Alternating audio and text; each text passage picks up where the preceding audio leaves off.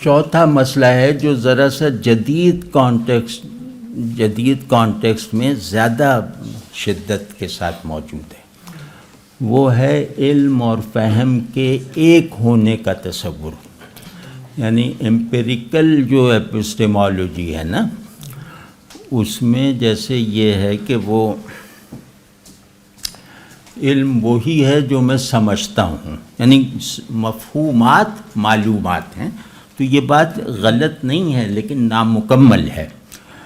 تو ان کو عام طور پہ ایک ہی اب سمجھا جاتا ہے، اور علم کے بنیادی جز یعنی عنصر لازم یعنی ادراک کے حوالے سے تو ظاہر ہے یہ بات بڑی حد تک درست ہے کہ ادراک اس وقت تک میں کلیم نہیں کر سکتا جب وہ مفہوم نہ بنے.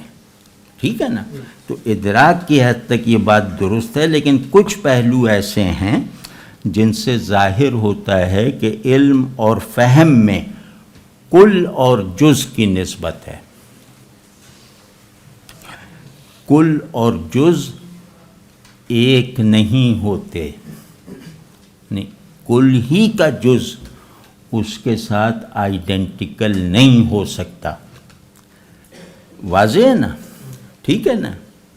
تو اب یہ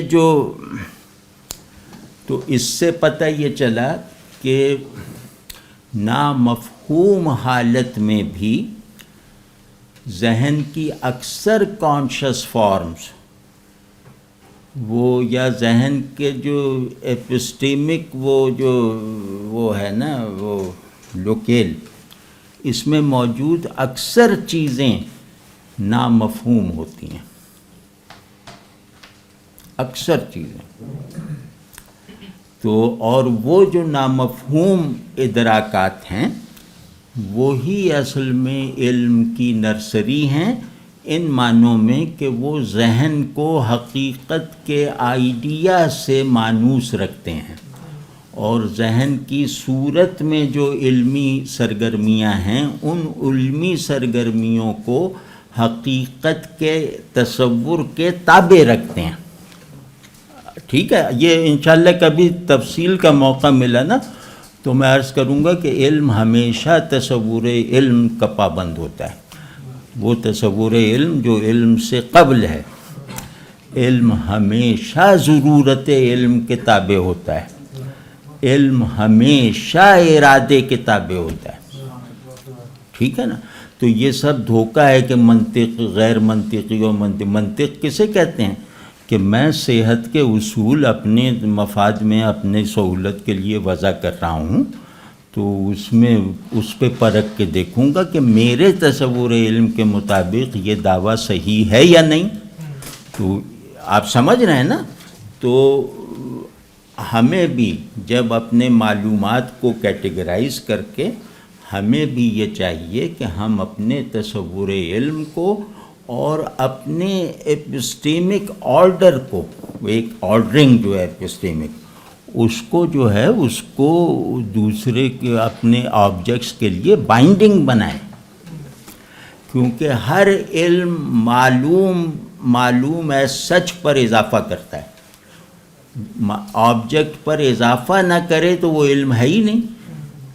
آپ سمجھ، جیسے نام آبجیکٹ پر اضافہ ہے یا نہیں ہے. آبجیکٹ کو دوسرے آبجیکٹس کے ساتھ مربوط کرنا اور ان کی اس تنظیم کو نتیجہ خیز بنانا، یہ ان آبجیکٹس پر اضافہ ہے یا نہیں ہے. تو وہ خیر، تو مطلب ہمیں بہت سنجیدگی سے غور کرنا چاہیے کہ ہمارا تصور علم کیا ہے، یعنی ہمارا تصور وجود کیا ہے. اور وجود کے بارے میں یہ عام ہے کہ وہ صورت اور حقیقت اور نومنا اور فینومنا کا مجموعہ ہے. تو ہمیں یہ ثابت کرنے کی ضرورت نہیں کہ حقیقت ہے یا نومنا ہے، کیونکہ یہ مسلمات میں سے ہے. مطلب اصطلاحیں بدل کے ہر علم کے مسلمات میں سے ہیں، کیونکہ اگر یہ مسلمات میں سے نہ ہوں تو علم میں ترقی اور حرکت اور تازگی نہ رہے، ریلیونس نہ رہے. ٹھیک ہے نا؟ تو تو بعض مرتبہ ہم شے کے پہلے موجود علم کو ترک کر دیتے ہیں اس شے سے وابستہ کسی نئے مفاد کے حصول کے لیے، ٹھیک ہے نا؟ تو اب تو یہ بات ہو گئی نا کہ علم اور فہم ایک نہیں ہے، فہم ڈیپینڈنٹ ہے علم پر، اس کا جز ہے، یعنی فہم کا علم کی نسبت سے کٹ کر کوئی وجود نہیں ہے اور کوئی امکان بھی نہیں ہے۔ تو یہ کل اور جز، اور یہ دونوں ایک نہیں ہوتے، اس میں مطلب میں کیا بتاؤں، اتنی زیادہ سٹل گہرائیاں ہیں کہ جیسے آدمی سرشار ہو جائے کہ علم اور فہم ایک نہیں ہے، معلوم اور مفہوم ایک نہیں ہے۔ اگر معلوم مفہوم میں ڈھل جائے تو وہ موجود ہونے کی بعض ضروری شرطیں پوری نہیں کر رہا۔ یہ ایک باریکی ہے، اس پہ غور کیجیے گا بار۔